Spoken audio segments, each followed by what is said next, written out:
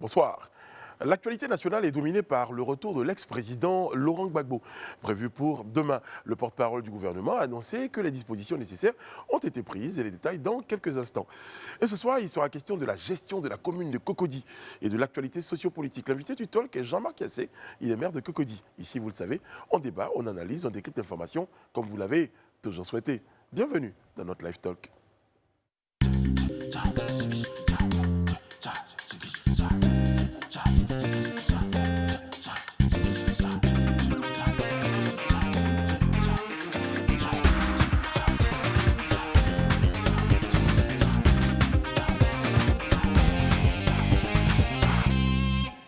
Bonsoir messieurs.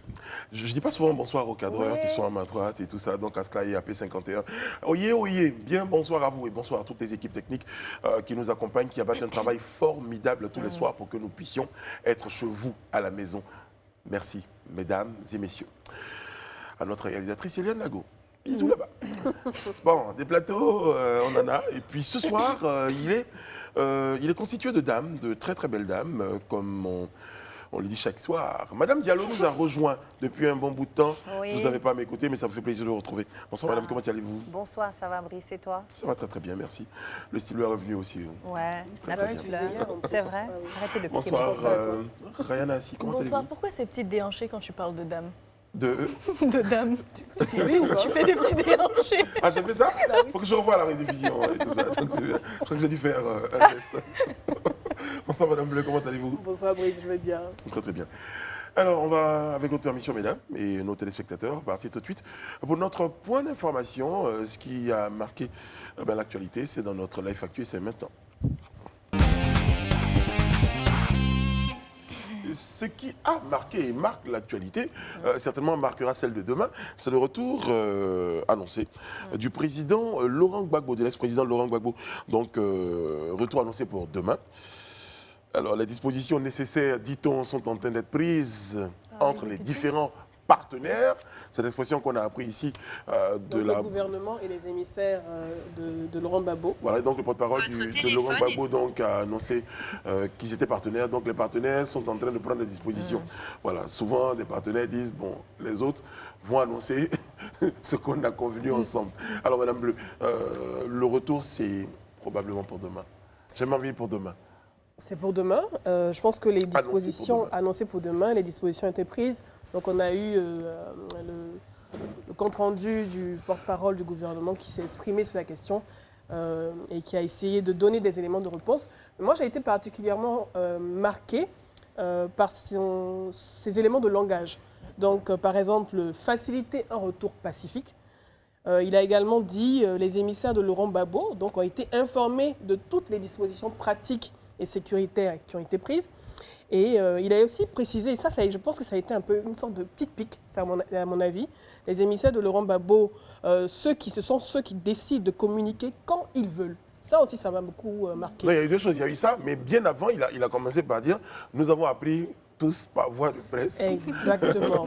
Donc je pense qu'il y a encore ce petit bémol où on ne voit pas cette annonce conjointe entre les deux partenaires, comme ce que M. Katina disait. On ne voit pas cette annonce conjointe où les deux partenaires viennent ensemble sur la place publique pour annoncer effectivement ce qui va se passer, les dispositions sécuritaires et tout. Mais en même temps, chacun de son côté annonce et voilà. En même temps, Madame Bleu, mettons-nous un tout petit peu dans la logique, par exemple, d'organisation d'une conférence ou d'un meeting. Moi, j'organise mon meeting, je viens vous voir pour vous dire, ça y est, je vais organiser ma conférence ou mon meeting. Vous me faites part de vos recommandations, des dispositions. Et puis, c'est à moi de venir dire, effectivement, le meeting aura lieu demain à 15h et que tout se passe bien. Jamais j'ai vu que l'autre partie s'exprime. Sauf que ce n'est pas la même chose. On est dans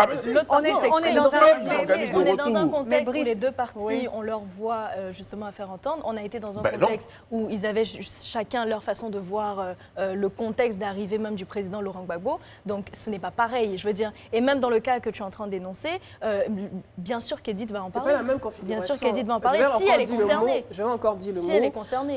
C'est historique. Il a été éloigné de son pays depuis 10 ans. Il était en procès, une détention qui a duré 10 ans. Il est de retour. C'est vrai que c'est un ancien président. C'est vrai qu'on demande que tout se passe de façon calme et dans un environnement apaisé, sans trop de festivités. Mais derrière, c'est un ancien président. Mais pourquoi vous voulez bon, ce qu'on va faire déjà, avant ma question, on va regarder justement une intervention du porte-parole du gouvernement et revenir juste après. L'exécutif a pris toutes les dispositions nécessaires pour accueillir M. Laurent Gbagbo. Je ne peux m'exprimer qu'au nom de l'exécutif. Et au nom de cet exécutif, M. Laurent Gbagbo aura droit à tout ce à quoi il a droit du point de vue de la loi. Et c'est ce qui est en train donc d'être mis en œuvre. Je ne peux pas faire d'autres commentaires. L'exécutif jouera son rôle. L'exécutif jouera son rôle. On est tout à fait d'accord. Mais vous ne demanderez pas forcément à l'exécutif de venir s'exprimer sur cette question. Non, lorsqu'on est c'est pas l'exécutif qui organise son retour. Non, effectivement, ce n'est pas l'exécutif qui organise son retour, mais on parle de deux acteurs majeurs qui se préparent ensemble pour le retour d'un ex-chef d'État. Ok, c'est vrai que ça peut être un événement qui peut paraître ordinaire pour certains, mais je suis désolée, ce n'est pas un événement ordinaire. Donc, juste les retrouver ensemble, sur un même pupitre, prendre la parole ensemble, pour rassurer les populations, je pense que ça serait une belle image. Et ça calmerait les rumeurs et tous ces problèmes. Moi, en fait, pour moi, quand on parle de réconciliation, tout doit être collégial, tout doit être fait ensemble. Mais aujourd'hui, s'il y a un organisateur et quelqu'un qui assure de la disponibilité des services qui sont en relation avec ça, et que même dans la communication, certains communiquent en faisant comprendre que voilà, pour moi, enfin, il y a quelque chose qui est un tout petit peu paradoxal Bon, de toute façon, je pense que... Vous dites, mesdames, nous organisons le retour de notre leader. C'est pour ça qu'il y a un comité qui est conduit par, je pense, le ministre Aswadou. Donc, ils organisent le retour de leur leader. Qui de plus est un ancien président, on le note bien. Et maintenant, pour accompagner ce retour, nous discutons avec les autorités qui nous donnent leur point de vue, qui nous font part des dispositions à prendre pour que ce retour soit dans des meilleures conditions. Maintenant, eux communiquent. Pourquoi vous voulez forcément que l'exécutif là, il communique en même temps conjointement, qu'il communique conjointement? Il ne faut pas oublier le contexte dans lequel on a été. La question, pourquoi vous souhaitez qu'il y ait une communication conjointe? Parce qu'il ne faut pas oublier le contexte dans lequel on a été. Il revient justement parce qu'il y a une forme de facilitation pour aller vers une forme de réconciliation. Si on reste dans cette logique de réconciliation, on estime que les deux parties ont eu à faire quelque chose. Oui, les deux parties ont eu à faire quelque chose pour que cette réconciliation soit effective. Et donc, on s'attend naturellement à ce que les deux parties soient au devant de la scène pour en parler, c'est tellement logique en fait. Brice, moi je suis d'accord avec elle. Soit l'exécutif ne communique pas du tout et se dit aujourd'hui juste garant de la mise à disposition de tout ce qui est en relation avec ce retour, ou bien à ce moment-là, il désigne une personne qui soit est neutre, soit fait partie d'une commission, et cette personne-là est en charge. Après, ils ont le droit de ne pas se prononcer. Ils ont le droit, rien n'oblige à ce qu'ils se prononcent. De toute façon, le retour est prévu. Les dispositions pratiques et sécuritaires donc, ont été annoncées par le porte-parole du gouvernement, donc, qui représente le gouvernement. Demain, c'est dans quelques heures. Ouais. Il faut s'y préparer. Qu'est-ce qui va se passer? On entend beaucoup de bruit, beaucoup d'informations ici et là. Il y a une sorte de fébrilité. Par exemple, au niveau de l'école de mon fils, ils m'ont appelé pour me dire qu'il n'y aura pas cours demain pour des questions de sécurité. Je ne sais pas pourquoi. Qu'est-ce qui fait peur par rapport à ce retour? Je ne sais pas si de votre côté c'est pareil, mais j'ai l'impression qu'il y a un peu de fébrilité. Alors, moi j'ai été étonnée parce que jusque-là, pour moi, il n'y a aucun danger, tout va bien, l'ancien président rentre. C'est un jour normal, oui. Un jour normal. Sauf que j'ai été interpellée 3 fois sur la même question. Est-ce que des dispositions ont été prises dans mon entreprise? Parce que voilà, je dis non. Mais en fait, il y a des entreprises qui ont décidé d'envoyer tous leurs employés en télétravail et ont demandé à ce qu'ils ne viennent au bureau qu'en cas d'extrême nécessité. Certaines écoles, comme dit Edith, ne dispensent pas des cours demain. Et certaines personnes posent des questions, est-ce qu'on sort demain? Parce qu'ils n'ont pas peur. Ce n'est pas une question même d'embouteillage, etc. Mais c'est vraiment une crainte de remous. Non, moi je pense que c'est très personnel. Celui qui décide aujourd'hui de se mettre en télétravail, c'est très personnel. C'est pour assurer sa propre sécurité de ce qu'il pense qui va se passer. Moi, je pense qu'il n'y a pas justement à rentrer dans cette psychose. Aujourd'hui, si on met justement un plan de circulation, c'est parce qu'on sait très bien qu'il y aura un comité qui va se rendre à l'aéroport. L'ex-président arrive, il y aura peut-être... Et les gens vont sortir spontanément, en tout cas, c'est partisans. Donc c'est pour justement éviter cet afflux-là de circulation. C'est juste des dispositions pratiques. Personnellement, je ne pense pas qu'il y ait eu de grandes velléités ou il y ait de grandes tensions perspectives en 2 blocs ou 3 blocs. Des gens qui sont très défavorables à son retour et d'autres qui veulent son retour. Non, je pense que cette psychose-là, quand même, se justifie par le fait qu'il y a eu pas mal de tensions, pas mal de remous et pas mal, en fait, de contradictions, même avant son arrivée. Donc, je pense que c'est ça qui cause cette psychose. Mais il n'y a pas lieu de... On va justement parler de sécurité. On va regarder un autre élément. Celui-là qui parle des dispositions sécuritaires, justement. Je ne crois pas que M. Henri Konan Bédié, qui a été ancien chef de l'État, bénéficie à chacun de ses retours d'une présence de l'exécutif.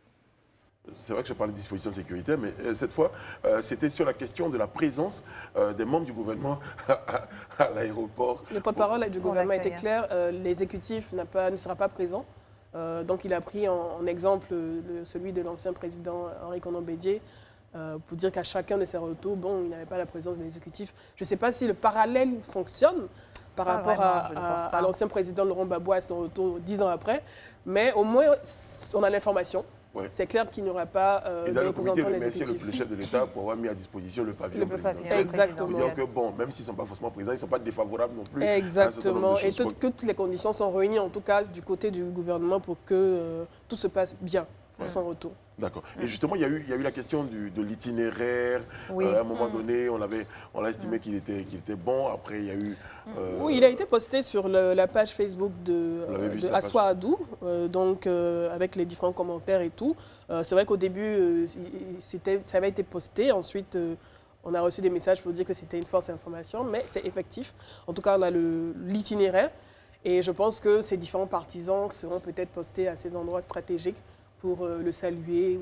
Une chose est sûre, tout le monde souhaite que ce retour-là, la journée de demain, soit une journée paisible, soit une journée positive. Il n'y a pas de raison, une journée de réconciliation, une journée où tout se passe bien. On veut passer à autre chose, on veut passer à cette fameuse réconciliation dont on parle. Et je pense que le plus important, c'est d'éviter la psychose, les suspicions. Et ça, je pense qu'il faut demander aux Ivoiriens sur les réseaux sociaux d'être très vigilants.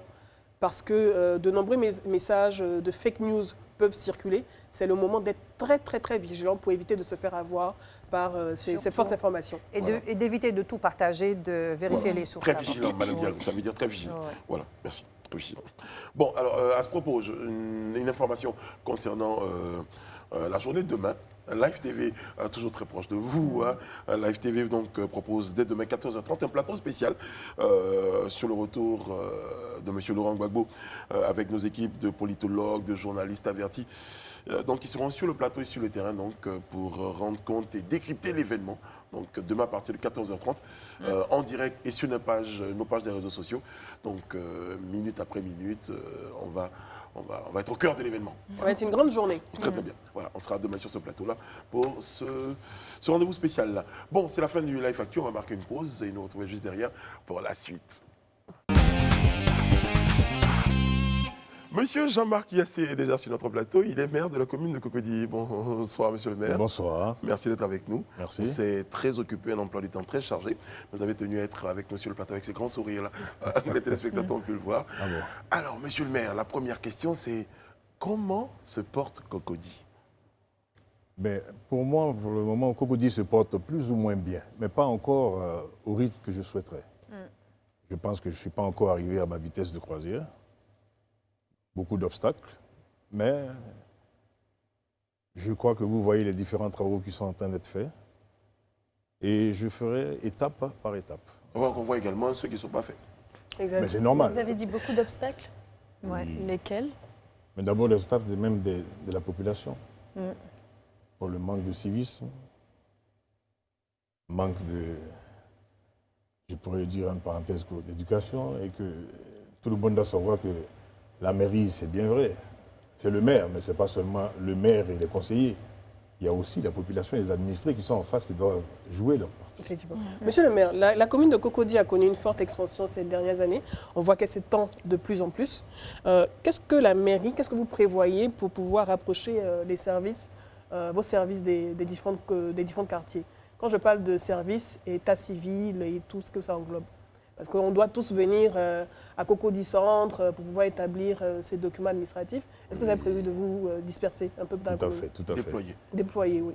Mais c'est en cours. Je pense que d'ici fin juillet, par la grâce de Dieu, nous allons déjà ouvrir l'annexe de Bessikois, pas loin de l'hôpital, le CHU d'Angré. Et nous sommes en train d'ouvrir aussi une deuxième annexe qui sera vers Faya, de telle sorte que les administrés ne seront pas obligés, comme vous dites, de venir toujours au centre ici. Et nous-mêmes, ça va nous arranger et les services seront éparpillés dans les différents coins que je vous ai dit. Donc pour le moment, on aura peut-être 3 ou 4 secteurs. Et j'espère que d'ici 1 an, tous les administrés de Cocody seront servis. Alors, on comptabilise 3 ans d'exercice. Donc, au programme, c'était 6 2 ans et principaux demi. points. 2 ans et demi, pour être précis. La santé, la sécurité, l'éducation, le sport, les loisirs. Quel bilan on peut mener justement de toutes ces actions qui ont été concrètement menées sur le terrain?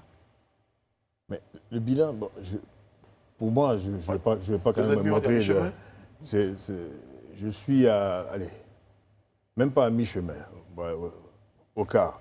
Mais je pense que j'ai vu les... Mais pourquoi vous insistez sur le Non, j'insiste parce que je ne suis pas encore arrivé, je ne suis pas satisfait. Oui, mais vous avez votre vision, vous nous dites que vous n'êtes pas satisfait. Certains se demanderaient qu'est-ce que vous avez fait concrètement pour le moment? Mais écoutez, regardez derrière, au niveau de l'environnement, vous voyez qu'il y a quand même des fleurs qui sont posées. Au niveau des trottoirs, vous voyez qu'on est en train de mettre des pavés un peu partout. Au niveau des écoles, nous avons réhabilité plusieurs écoles. Nous avons réhabilité le sanitaire et tout. Au niveau comme vous avez dit tout à l'heure, des annexes, nous avons presque fini l'annexe de Bessikois.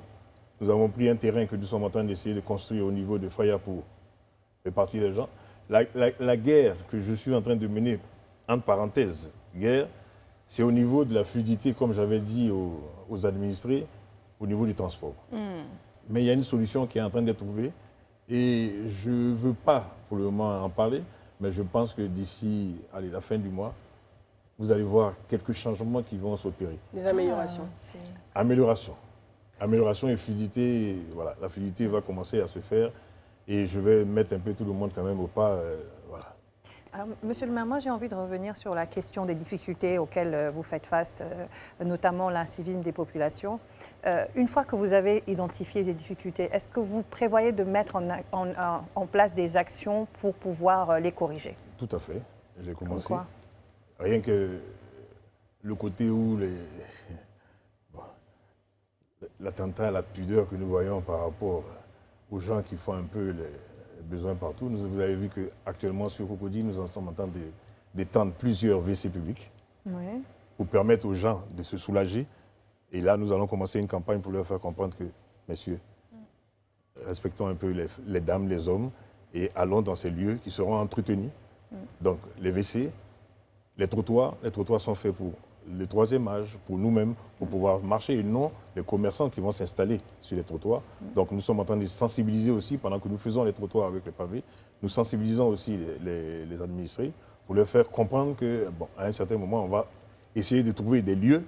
Madame a dit tout à l'heure, Cocody s'étend, c'est toujours 132 km², mais avec cette extension, vous allez voir qu'au fur et à mesure, nous allons mettre des endroits bien précis pour pouvoir loger les uns et les autres pour ne pas qu'ils encombrent la cité. Mais vous avez parlé de pavés.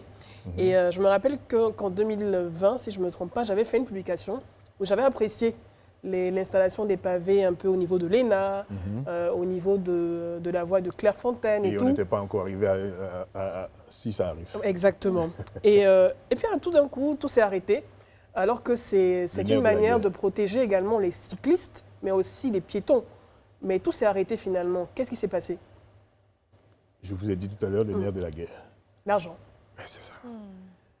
Il y a un petit problème, je pense, que nous avons au niveau du Trésor. Nous sommes en train de discuter avec les. Il n'y a pas suffisamment de budget au niveau de la mairie? Suffisamment, il faudrait que ça arrive à temps. C'est une question de planification.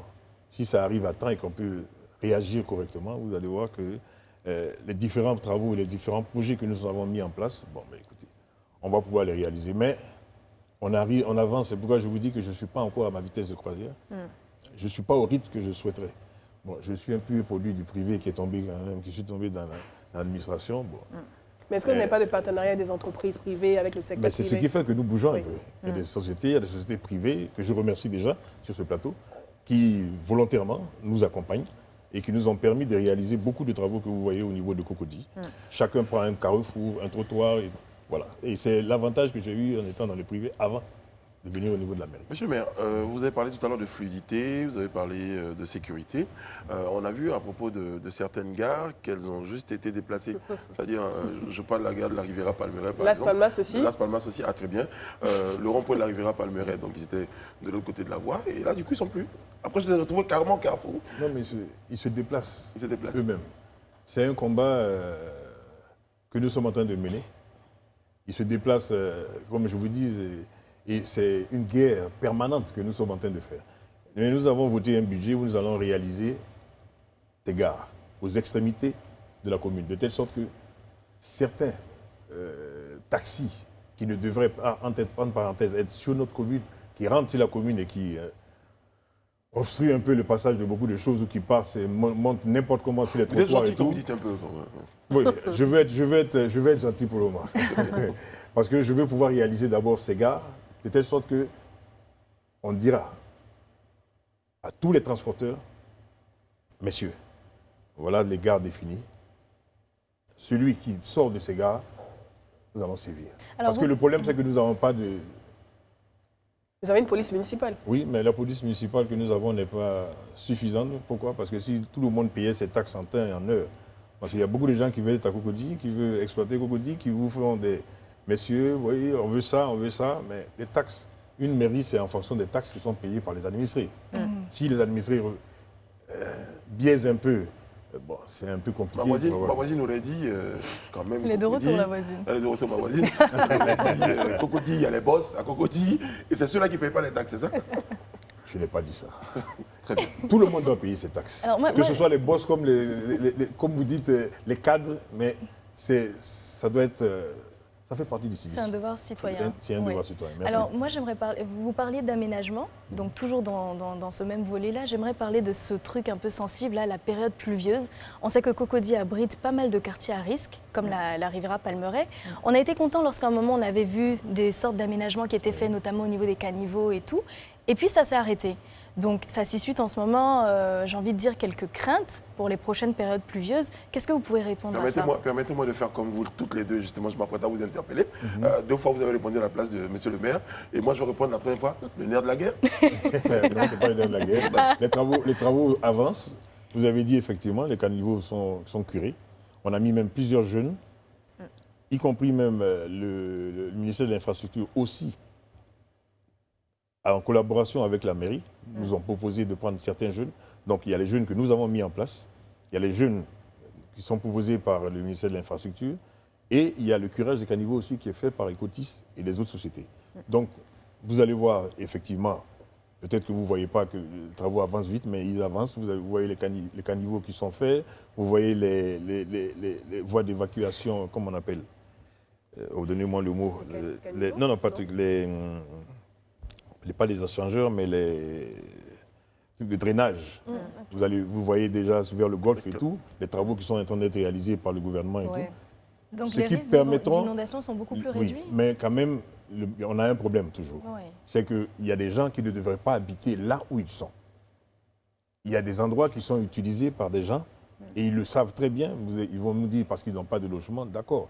Mais c'est des logements à risque parce que c'est des logements précaires. Et comment la mairie intervient sur ces cas-là? Mais on est obligé à chaque moment soit de les évacuer. Vous avez vu un moment avec le préfet d'Abidjan, on a fait des tours. On a été obligé de casser certaines maisons, de déloger des gens. Mais c'est difficile. C'est difficile, mais rassurez-vous, nous ne lâchons pas. Et nous sommes toujours en train d'essayer de trouver une solution et de demander aux uns et aux autres qui ne devaient pas être à ces endroits de bien vouloir les évacuer parce que lorsqu'il y aura des saison de pluie, ça sera... Mais nous avons une équipe quand même en place. Et nous travaillons aussi avec les sapeurs-pompiers et tout. Donc, je préfère ne pas avoir fait agir les équipes en demandant aux gens de pouvoir bien dégager ces endroits et puis voilà, les libérer de telle sorte que les travaux puissent être faits au fur et à mesure. Parce qu'en tous les cas, vous ménagez un tout petit peu les administrés. Ce sont eux qui me votent. Il faut les ménager Très bien. de temps en temps, Très bien. tout en étant ferme quand même. Alors, monsieur le maire, moi j'ai envie de revenir sur la question du bien-être de la population en parlant salubrité. Oui. Aujourd'hui, est-ce que le ramassage des ordures est du ressort de la mairie de Cocody, à Cocody? C'est du ressort, la mairie a un droit de regard. Nous travaillons en collaboration avec le gouvernement et Ecotis. D'accord. Il y a des cotisations qui sont payées Oui. par les administrés et à la mairie. Via les factures. Via les factures, mais d'électricité. aussi, il y a une partie que la mairie prend en compte. C'est-à-dire D'accord. qu'il y a des secteurs où Ecotis ne passe pas, et là, c'est la mairie qui est obligée de curer les caniveaux et de travailler sur l'environnement. Alors, moi, quand je parle des ordures, je parle des ordures ménagères. Aujourd'hui, il y a une floraison d'entreprises, d'initiatives personnelles, de personnes avec des tricycles qui font le tour des maisons et qui se font payer, par exemple, 10 000, 15 000 francs le mois pour ramasser ces ordures. Ces gens, comme vous dites, travaillent en collaboration avec Ecotis. C'est-à-dire, c'est le tri. Ces gens récupèrent, livrent à Ecotis, qui maintenant va dans les décharges pour les déposer. Donc, c'est en collaboration avec Ecotis, c'est comment ils s'appellent, les sociétés de... les collecteurs. Oui, donc, Voilà, les collecteurs travaillent en collaboration avec Ecotis. donc moi, Ecotis qui travaille sur la commune de Cocody. Du coup, on devrait donc, en tant payer. qu'administré, je paye doublement, Ah non, je paye mais et la cotisation de la facture. Logiquement, vous ne devez pas payer. Mais on ne paye pas et les ordures sont là pendant Oui, 2 semaines. je parle d'initiatives personnelles, de personnes qui viennent avec des tricycles dans les maisons prospecter pour dire, voilà, je vous propose de ramasser vos ordures ménagères et je suis payé 10 000 le mois. Et donc, tout le monde, pratiquement le fait dans certains quartiers. Et ces mêmes personnes payent quand même des cotisations, des taxes de ramassage d'ordures aussi, qu'on voit sur les factures d'électricité. Donc, moi, je veux juste comprendre le lien entre... Mais on a été confrontés tous à ce problème. Oui. Logiquement, vous ne devez pas payer. Parce que Ecotis est chargé de payer ces gens-là, qui font le ramassage. Ecotis a des horaires où ils passent Ça, bon dans de des le jours. savoir, hein. Et logiquement, avec les syndics, c'est pourquoi nous avons fait une réunion il n'y a pas longtemps à la mairie, où nous avons appelé tous les syndics avec Ecotis, le ministère de la Salubrité, l'ANAGED, pour pouvoir donner les horaires de passage d'Ecotis sur la commune. Ils sont obligés de passer sur la commune. Donc, je pourrais vous fournir ces horaires. Et logiquement, les gens, comme vous dites, les collecteurs qui sont là, est-ce que vous pensez vous ne devez pas payer. Donc, quel est le recours? Voilà, justement, quel est le recours de l'administré? C'est pourquoi nous avons appelé les syndicats. On a rappelé tous les syndics des différents pour pouvoir quartiers. communiquer ces informations avec. Donc, nous travaillons depuis un bout de temps avec tous les syndicats. Alors, monsieur le maire, justement, au cas où, déjà dans un premier temps, on fait passer l'information ce soir, pour ceux qui ne l'ont pas, mais au cas où, aujourd'hui, depuis 4-5 jours, vous constatez que dans votre quartier, Ecotis et tous les autres collecteurs ne sont pas passés à récupérer vos ordures. Aujourd'hui, en tant qu'administré, qu'est-ce qu'on a comme recours? Le service technique de la mairie de Cocody. D'accord. Vous appelez, on vous donnera les numéros, il y a des numéros verts qui sont installés. Vous appelez, ils sont tenus. C'est dans notre travail. Vous êtes obligés, ils sont obligés plutôt. Vous appelez, vous avez un numéro, ils viendront enlever, que ce soit les arbres que vous allez couper, que ce soit les ordures qui sont... C'est une obligation pour nous. Très bien. Justement, Cocody, commune résidentielle, c'est aussi des villages. Cocody, Blocos, Mbadon, Mputo, pour ne citer que cela. Aujourd'hui, quelle est la collaboration avec les chefferies de ces villages-là? Avec les chefferies, il y a une très bonne collaboration. Il y a plus que 6 villages, parce que vous avez les 6 villages ébriés et vous avez 5 villages hatchés. Djorobité, 1, 2, Bessikoa, Kobakwa, Kofakwa. Et actuellement, avec eux, j'ai une bonne entente. Et même avec le carnaval, vous allez voir le carnaval que j'ai fait, puisque vous avez d'un côté le modernisme. Quand je vois votre live TV, c'est félicitations, vous avez un beau site. Et vous avez les villages. Donc vous avez vu, on a fait le carnaval dernièrement, avec le premier carnaval que nous avons fait en 2019. Nous avons eu une vingtaine de personnes. Le deuxième, c'est une centaine de personnes qui sont venues. Et c'est ce mix-là, village, ville, où... Tradition, modernité. Tradition, modernité. Et ça, je crois qu'on va sortir quelque chose de plus beau encore quand on aura passé la période la Covid. Ça c'est le bon côté, c'est le côté très, très joli de la chose. Oui. Mais après, il y a des conflits fonciers. Tout à fait. Mais les conflits fonciers, là, excusez-moi, c'est pas moi qui vais... Comment vous gérez ça? Là, c'est difficile. Difficile, mais comme il y a quand même la loi, il y a l'État qui gère ça avec le ministère de la Construction, nous avons participé à plusieurs rencontres entre le ministère, le village et... Vous intervenez en médiateur un tout petit peu? Médiateur. Très bien. Médiateur. Alors, Monsieur le maire, pour revenir sur la question des relations avec les villages, alors, que prévoit aujourd'hui la mairie pour l'aménagement justement de ces villages quand on sait que leur allure contraste un tout petit peu avec la cité de référence que vous voulez pour Cocody? Mais nous sommes en train d'étudier, parce que depuis que je suis arrivé, ça fait 2 ans et demi, presque 3 ans, merci. D'ici la fin de l'émission, Non, 2 ans et demi. Je maintiens mes 2 ans et demi. Et nous sommes en train de voir quel est le schéma de collaboration que nous allons avoir ensemble. Ils sont venus dernièrement me trouver, ils m'ont donné leur livre blanc. Et nous sommes en train de voir comment on peut s'accorder. Parce qu'il y a des choses à faire, mais je veux qu'on garde quand même le contexte plus ou moins Authentique. Voilà, Oui. village. Ce qui nous permettra de faire des choses, carnaval et tout, pour mixer. Mais en aménageant. Oui. En aménageant et en embellissant. D'abord, nous avons commencé depuis un bout de temps à faire nettoyer tout ce qui est baie lagunaire, parce que nous avons des baies lagunaires mais importantes et nous n'utilisons pas. C'est pas normal. Et depuis, on avait commencé, j'aime Cocody, donc j'aime ma lagune. Et nous avons commencé à nettoyer toute la lagune avec finalement, la on a l'impression collaboration que vous de êtes en cette train d'utiliser cette faiblesse pour en créer une opportunité. Quand on vous écoute, en fait, quand vous parlez de ce festival, c'est que finalement, vous voulez garder cette identité de ce que vous appelez village et jouer sur ce contraste pour en créer quelque chose de normal. Jouer, oui et non. C'est une particularité d'avoir d'abord les villages. Quand vous avez un village, il peut être bien organisé dans une cité correcte, mais il faut garder ça parce que moi, je tiens à garder parce que c'est la culture. Ça a son charme, vous voulez dire? Il y a son charme. Okay. Il y a son charme lorsque nous faisons faire non seulement le carnaval, nous allons faire des sorties, on peut faire des sorties traditionnelles. C'est important de pouvoir mixer pour nous rappeler nos cultures.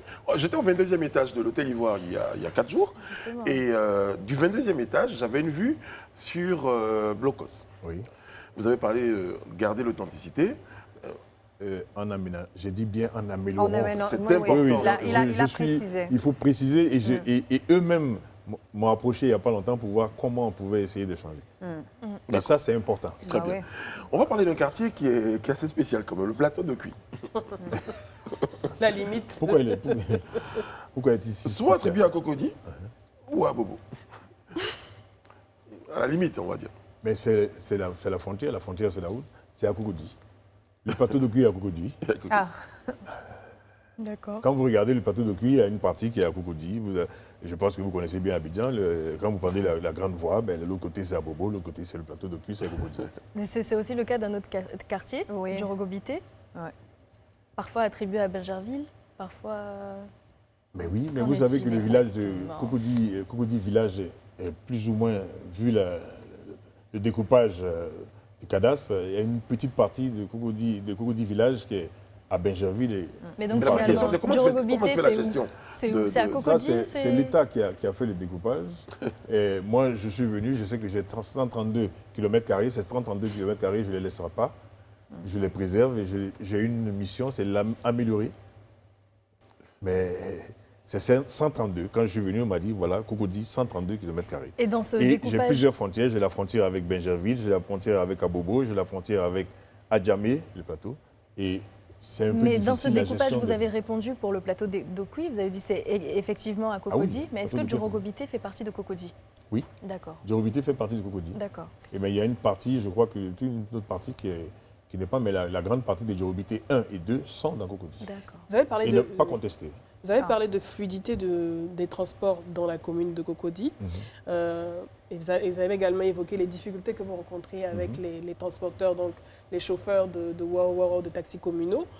Mais il y a les 8 bus qui est un projet qui existe. Mais on a l'impression qu'on ne voit plus trop ces 8 bus fonctionner avec la connexion Internet et tout comme on le voyait au départ. Oui. Le but était de pouvoir permettre aux habitants de Cocody de pouvoir peut-être beaucoup plus compter sur les 8 bus que sur les transports communaux classiques. Alors, où en est-on avec les 8 bus? Écoutez, malheureusement, les 8 bus, je peux vous dire que j'étais l'un des premiers qui ont initié ce... Je suis même allé jusqu'en Corée avec l'ancien DGA de la Sotra, où nous avons mis ce projet. Et si on l'avait suivi du début jusqu'à la fin, correctement comme nous l'avons mis en place, je pense que ça aurait fluidifié le transport. Ça nous aurait permis de prendre beaucoup de jeunes pour pouvoir travailler. Et les différentes lignes que nous avons mises en place nous auront permis de ne plus avoir ou de pouvoir chasser. Bon, chasser, c'est un peu terme trop. Un peu fort, oui. Bon, à un moment, c'est de pouvoir réguler ça. Les gens qui rentrent sur le territoire de Cocody ou qui traversent le territoire de Cocody sans venir faire n'importe quoi. Et le Ouibus a été, écoutez... Qu'est-ce qui n'a pas marché? Ce qui n'a pas marché, je dirais, on va demander à mon prédécesseur. Parce que lorsque je l'ai mis en place, que j'ai mis le bébé dans la main, écoutez, il m'a échappé. Il y a celui qui a fait et puis il y a celui qui fait.